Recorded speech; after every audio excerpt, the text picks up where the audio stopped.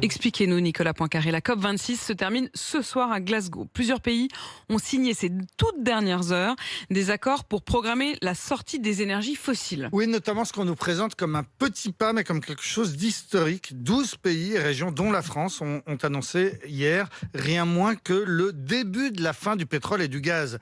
L'initiative vient de deux pays très vertueux, le Danemark et le Costa Rica, rejoints donc par la France, la Suède ou encore l'Irlande, et tous s'engagent à ne plus octroyer aucune nouvelle concession pour la production et l'exploration de pétrole et de gaz sur leur territoire avec effet immédiat. Mais aucun grand producteur de pétrole ne fait partie des signataires. Non, c'est ça le hic. Aucun des géants, ni les États-Unis, la Russie, l'Arabie Saoudite ou les États du Golfe, les membres de cette coalition sont à vrai dire des tout petits pays en matière de production, ce qui veut dire qu'ils ne renoncent pas à grand-chose. On peut aussi souligner l'hypocrisie de pays qui, comme la France, annoncent qu'elle va renoncer à l'exploitation du pétrole sur son territoire, mais qui n'a pas signé un autre accord qui prévoit d'arrêter de financer l'exploration sur d'autres territoires. Oui. Tout cela relativise le caractère historique de l'annonce d'hier. Le secrétaire général de l'ONU évoque des promesses qui sonnent creux parce que les industries pétrolières et gazières continuent à recevoir des milliers, dit-il, des milliers de milliards de subventions. Mais tout de même, eh bien, on peut remarquer que c'est la première fois que se forme ainsi un groupe de pays qui proclame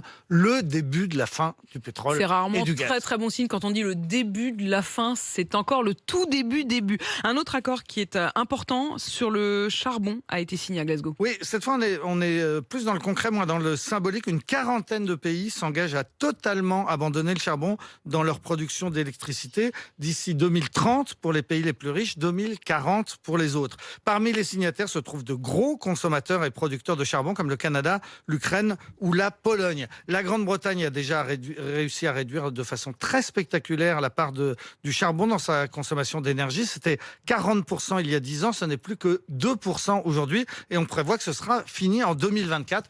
Preuve que l'on peut tout de même se passer de cette énergie, le charbon qui est la plus polluante. Le charbon qui tuait il y a 5 ans encore environ 23 000 personnes par an en Europe, dont 1200 en France, donc des Français qui étaient victimes des centrales britanniques, allemandes et polonaises. Les annonces d'accélération des fermetures sont donc tout de même de bonnes nouvelles pour nos poumons. Il y a 2 autres accords aussi qui ont été signés sur les voitures et les forêts. Oui, accord plutôt ambitieux sur les forêts pour promettre la fin de la déforestation d'ici 2030, signé par une centaine de pays. Accord en revanche plus modeste sur les voitures. Il s'agissait de fixer une date pour l'interdiction définitive des moteurs à explosion, ne plus vendre que des voitures électriques. La date a été trouvée, ce sera 2035 pour les grands marchés, 2040 pour le reste du monde. Le problème, eh bien encore une fois, c'est que tous les grands pays automobiles, c'est-à-dire les États-Unis, la Chine, l'Allemagne, même la France, n'ont pas signé cet accord. La France ne veut pas s'engager à interdire complètement les moteurs thermiques pour pouvoir continuer éventuellement à produire des modèles hybrides. Et décision définitive ce soir, donc c'est attendu aux alentours de 18h.